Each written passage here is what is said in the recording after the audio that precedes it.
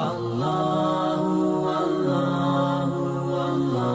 not allowed to have a mosque in the shape of a mosque, to have a minaret, which is not needed. I mean, at that time they don't have any microphones, yeah?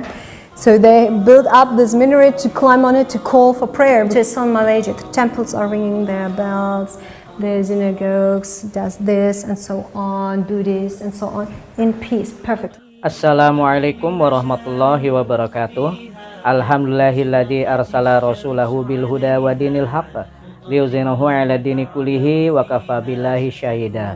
Allahumma sholli ala Sayyidina Muhammad wa ala ali Sayyidina Muhammad. Berjumpa lagi dengan channel saya Marstechno. Saya doakan semoga semua sahabat dalam keadaan sehat selalu. Pada video kali ini adalah bagian ke-9 usaha dakwah seorang ustazah yang bernama Bosram mengajarkan Islam pada mahasiswa St.Ursula di Jerman. Beliau menjelaskan mengenai kebebasan berdemokrasi di Jerman. Salah satunya adalah mengenai azan. Beliau sempat menyinggung bagaimana negara demokrasi seperti Jerman tidak memperbolehkan speaker azan berkumandang di masjid di Jerman. Dan beliau juga membandingkan dengan negara Islam yang dicontohkannya adalah negara Malaysia.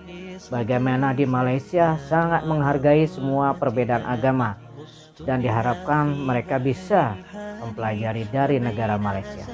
Nah, sahabat, mari kita simak saja video selengkapnya dan saya akan sedikit mereaksinya.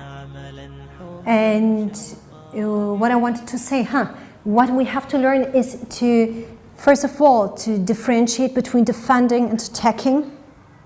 Because if a religion calls out that if somebody, for example, if in front of me is a children is slain, okay, killed, and I just look away and say, peace, peace for everyone.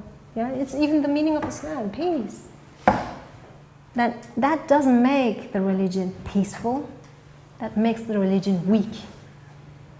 If I see that there is a victim and I interfere, this is a responsibility as a Muslim, that doesn't make a religion aggressive, it makes it strong.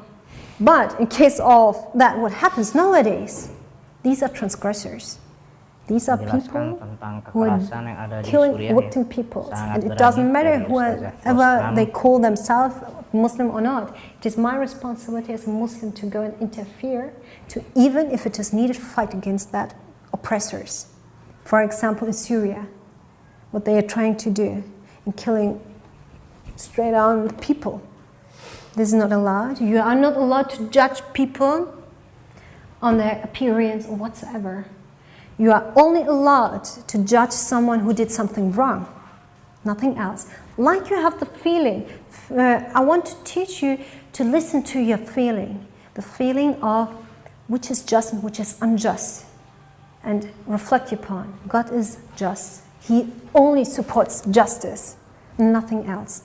If you have a bad feeling, that sounds weird, that sounds cruel, that sounds,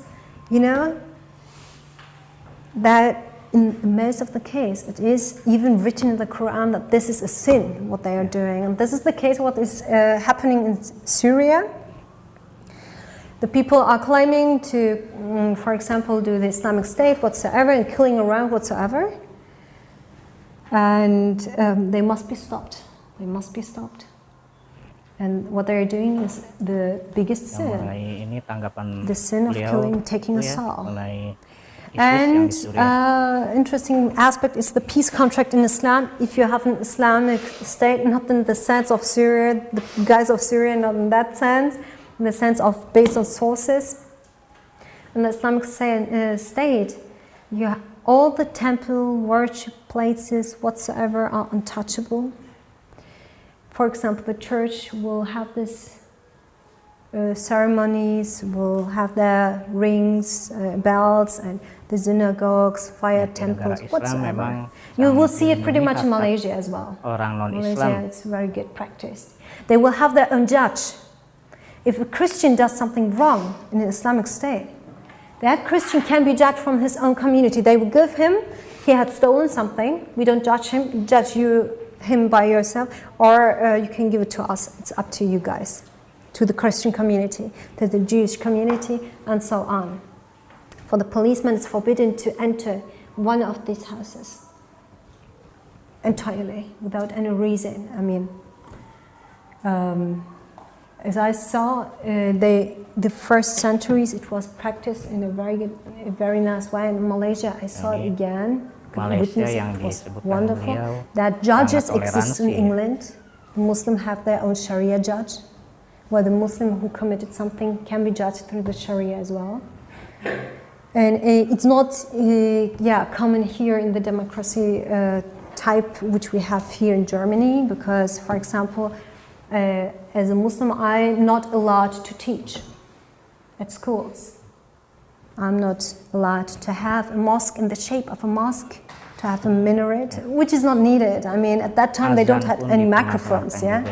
So they build up this minaret to climb on it to call for prayer, because they have to catch a many area while calling for prayer. But it's just for this, you know, why not?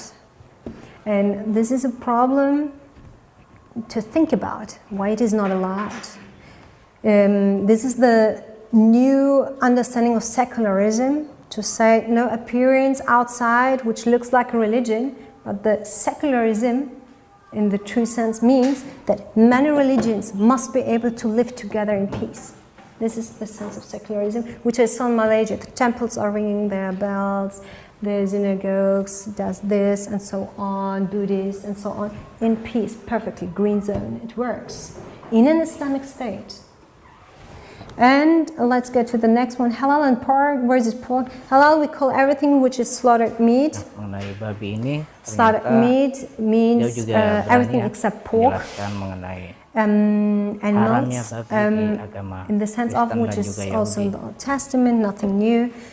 That if you kill an animal, it must be from the shortest way without torturing. And first of all, usually it is not allowed to kill any animal or living creature, including cutting trees, whatsoever. Animals has their right. There are rights for animals in Islam. And therefore, if you want to kill an animal only for the sake of eating it, you have to do it under very special conditions. You have to take it in check that the animal is not seen from other animals, like not in the fabrics where they are in row, cut.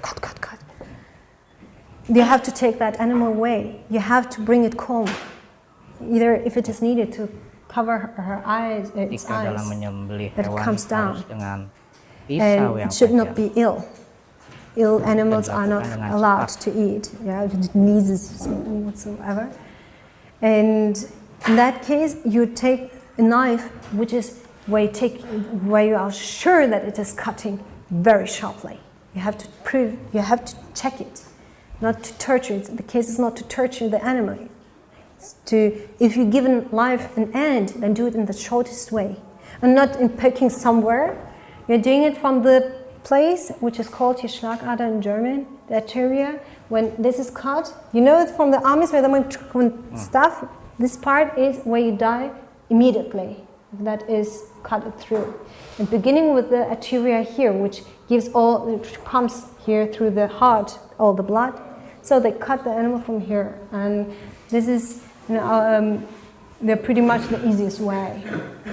And yeah, this is slaughtered meat. People who believe in the Bible and who believe in the Torah, we call them Ahlul Kitab. These are the people of the book. We have special conditions between us. I'm sorry. Okay, I'm done, okay. And this is that we can marry each other, and that we can eat our slaughtered meat. I can eat the slaughtered meat, whatever meat. I could eat the meat actually from the restaurant outside, except pork. And pork is nothing new. It's also forbidden for Christians and Jews as well. Thank you for listening. And the conclusion, I'm so sorry to